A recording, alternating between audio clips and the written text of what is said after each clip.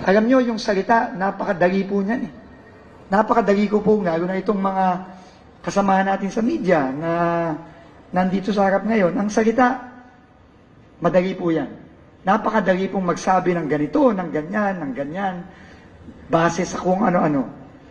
Pero, tayo pong lahat, hindi lang ako, hindi lang ang Pangulo, pero tayong lahat dito sa DPWH, sa mga susunod na linggo, sa masusunod na buwan, huhusgahan tayo hindi dahil sa ating sinasabi, kundi dahil sa ating ginagawa.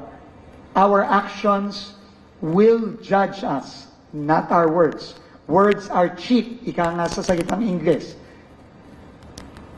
Ano po yan? Cheap lang po ang salita. Kahit ako po, kung ano-anong sabihin ko dito sa inyo, kung ano-anong sabihin ko sa interview, baliwala po yun kung hindi tayo a-action. At hindi tayo a-action ng mabilis, hindi tayo a-action ng tama.